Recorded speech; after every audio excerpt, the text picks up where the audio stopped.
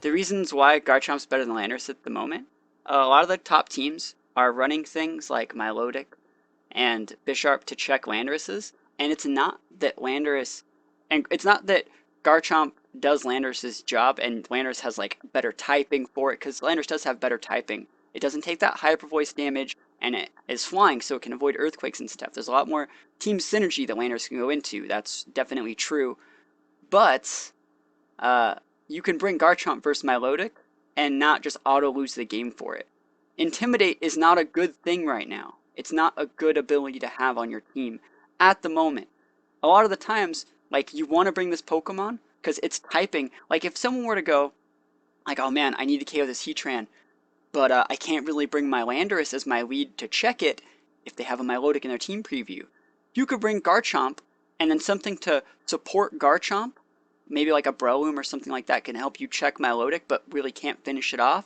There's a lot of things that Garchomp does that like Landorus doesn't do. I also think Swampert is also a better Pokemon right now than Landorus. I think Landorus has like rode its course. I think Thundurus is still great, but Landorus isn't.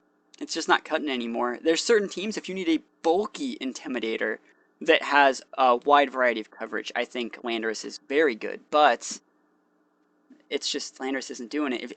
Also like Fake ID said, if you want something faster, like a lot of the times you can switch in Garchomp, get a rough skin and a Rocky Helmet proc. It means it's great against Kang, and also can switch in on like things like Charizard and threaten with rock slides. So it's super good.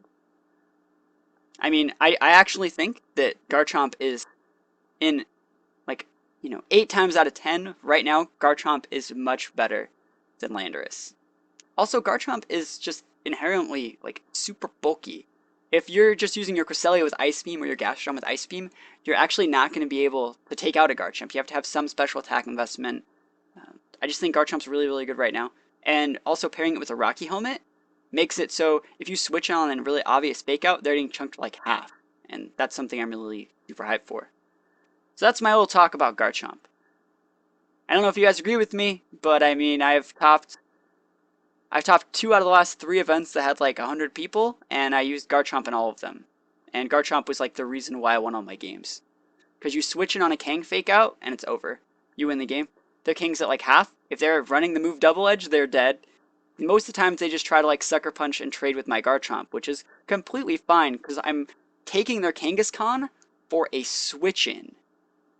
Like, I switched in, they chunk themselves to like half, and they're like, well, I can just finish it off with Sucker Punch. I might as well try that out. And sometimes they don't even finish me off. So without even attacking, I get to take out their Kangaskhan, which is something Landers can never do.